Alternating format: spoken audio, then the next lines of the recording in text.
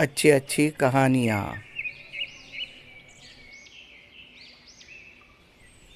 पहाड़ों के बीचों बीच एक रामपुर नाम का गांव था।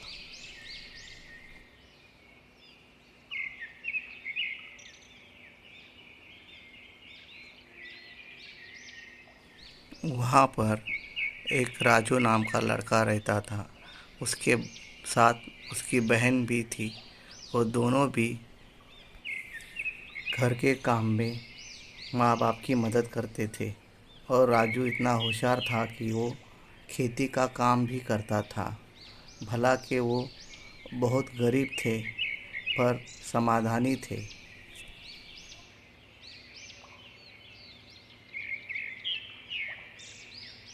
पास एक गाय, कुत्ता और कुछ मुर्गियाँ थी। वो अंडे बेचकर, दूध बेचकर अपना घर चलाते थे। राजू अक्सर गाय को खेतों में चराने के लिए लेके जाता था। उसे अपने गाय और मुर्गियों से बहुत लगाव था। राजू और उसकी बहन सीता ये दोपहर में खेतों से घर पे आया करते थे। थोड़ा आराम करके दोनों खाना खाने जाते। वो अपने पिताजी के साथ में खाना खाते थे। राजू की माँ उन तीनों को भी खाना खिलाकर फिर अपना खाना खाती थी।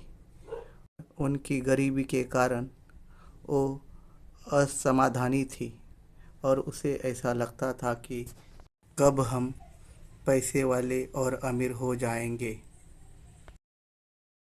दोबारा राजू फिर अपनी मुर्गियों के पास चला जाता था।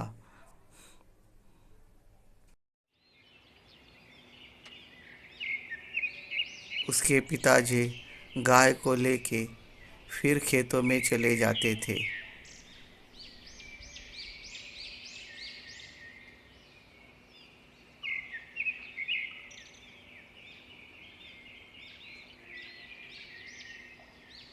वो मुर्गियों के साथ खेलना बहुत ही पसंद था। वो अक्सर मुर्गी के साथ में पकड़म पकड़ाई खेला करते थे।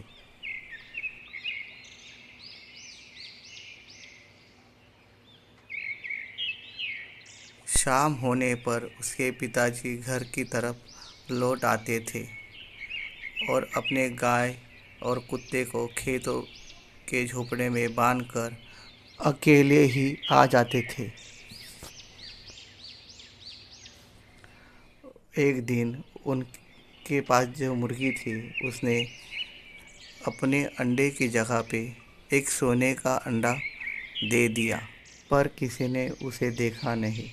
दूसरे दिन राजू के पिताजी दोबारा अपने साथ कुत्ता और गाय को लेके खेतों में चले गए और वो अपने काम को करने लगे।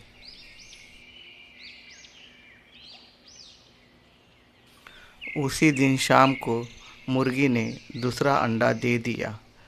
वो फिर राजू के पापा ने देख लिया।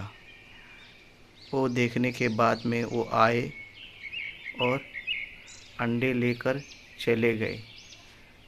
फिर उन्होंने सोचा कि ये अंडे अब मैं शहर में जाके बेच देता हूँ और उससे कुछ पैसा जो मिलेगा उससे अपना घर परिवार अच्छा बना लेता हूँ। वो घर पे आके राजू की माँ को सब कुछ बता देता है। तभी राजू की माँ के मन में लालच आ जाता है और वो अपने पति से कहती है, देखो अगर अगर हम मुर्गियों को काट देते हैं तो हमें सारे अंडे एक साथ ही मिल जाएंगे और हम अमीर हो जाएंगे।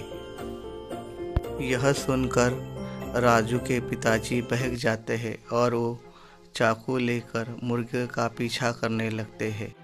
पीछा करते करते वो मुर्गी के घर तक चले आ जाते हैं। वो मुर्गी का पीछा करके उसको पकड़ ही लेते हैं। फिर उसे अपने हाथों से दबोच कर वो मुर्गी को काट लेते हैं। फिर उससे देखते हैं कि उसके पेट में कुछ भी नहीं है। वो अपने आप पर पछताते हैं और उसे अपनी शर्म आती है।